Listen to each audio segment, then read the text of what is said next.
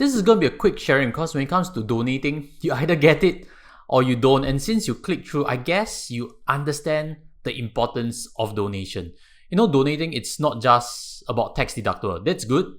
For every $1,000 you donate, you get 2,500 in tax deductible, 2.5 times. But net, you still lose money, correct? And when I told my wife that we'll be donating, naturally she asked the question, why? Why give, especially such a big amount? Because right now we're actually doing a Georgetown bursary. And for us, we go to restaurants. We never touch the Wagyu beef menu. We never touch the wine menu. It's always the basic set lunch, which costs us like $10, $15 at most. We don't really spend that much. But today in this tutorial, I'll be explaining my reasons why I built up this Georgetown bursary and how actually donations work in Singapore. Where are the sources if you're looking to donate right now for yourself before the end of the year? And just a shout out first, all sales from my ebooks and my investment courses will be part of the total amount that I'll be sending towards the Georgetown bursary. And not only that, the members' channels proceeds also. So without further ado, let's run through 5 places that you can donate for yourself in any amount. And it starts with Children's Cancer Foundation, CCF. And CCF is something I've supported. They've helped more than 3,200 children and families. And if you look over here at this infographics, you realize that 131 children have been diagnosed with childhood cancer in 2020 alone. Leukemia is the most common cancer and treatment for these are costly. So donations are meant to help needy families tackle health conditions. You can also check out Club Rainbow, which was suggested from a private client of mine. And they are also focused on helping children with chronic illnesses. The second place that you can donate is NKF, National Kidney Foundation. NKF had a scandal in yesteryears, and while that was not a very nice taste, I also like to say that when it comes to kidney disease and kidney failure, the poorest people tend to have the poorest health, and the situation for needy in that area is very obvious. So we can't judge, we can only give to the cause.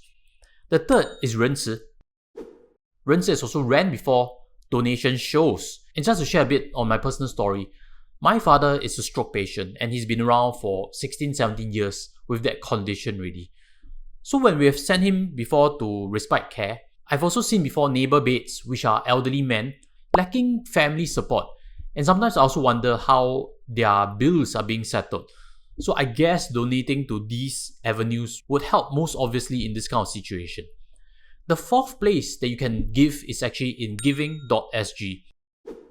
And when I actually did this research for this tutorial, I actually found Giving.sg's Google Ads. And my personal opinion is probably not a good idea to budget for Google Ads. Might as well use that budget to do sponsored stories on how donors' monies are being used to help or change someone's life. I think that money will be better spent there than Google Ads. But again, that's my personal opinion. I would like to say firstly that Giving.sg is legit. They are created and brought to us by National Volunteer and Philanthropy Centre, NVPC. They are also backed by Ministry of Culture, Community and Youth. And as stated over there, 100% goes towards charity. Now, on Giving.sg, you will see a lot of places that you can donate towards. So it's really a very good platform. And I'd like to suggest if you are looking for tax deductible, filter for that first. I've also seen on SPCA's website, which is still under maintenance, SPCA uses the Giving.sg platform.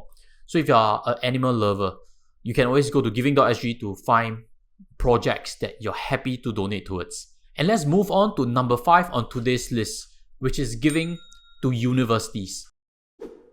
All 3 main universities in Singapore have a giving drive. You can check out Giving.smu, you can track NUS Giving, and you can check NTU's Giving. I guess there are big similarities in what they do, and it's mainly to reach out to financially disadvantaged families. And today I have a guest from the NTU's Giving team, and let's hear what she has to say. So when you donate to universities, you can choose your areas of support. So common areas of support usually include the financial support for students, for example, through bursaries and scholarships. Okay, so in terms of financially disadvantaged students, how rare are they? Well, it may not be very obvious, right? But there are university students from financially disadvantaged families who need assistance. So often these students will work part-time to make ends meet, or they'll have to forego student activities. So the pandemic has only worsened the situation, as these students' families are still affected by the economic fallout. So in 2020, NTU's financial aid is actually dispersed to close to 3,000 students, of which 2,554 students were actually provided financial aid, the rest receiving scholarships or awards of excellence. And with that, let's move on to the next section where I'll share a bit more with you as why I've started Georgetown Bursary and committed big amounts of donations for this year and also for the subsequent years ahead. And before we get there, these 5 avenues where you can donate for yourself, I'll leave their links below in the summary section, so do check them out also. You know this theory as to understanding the emotions of somebody, why they took certain actions. You can actually find that out through drilling a few layers of why. Yes, when you donate, there's tax deductible, but net you do know that it's going to cost you some money. So for me, when I look back at this decision making, the first reason why is very obvious. I want to help people. And if that helping did not require me to sweat few hours, actually the resistance level isn't that high. That's at least for my nature. So helping people is the first layer of why. But if it costs money to help people, then why do it? That's the second layer of my inner why. I'm sharing with you very transparently. And the second reason is because I believe in good karma. What goes around comes around. If you help people, one day you get blessings also. But that's still going to cost money. Why believe in good karma? Is it so important? Then there's a deeper layer of why. And then when I think back, it ties in quite a lot with the image that I'm looking for. The image I'm looking for in front of my children, the image I'm looking for in presenting to you on this channel itself. You know, when people buy a fancy watch, a luxury watch, or upgrade their car, it's also image, what they want to portray.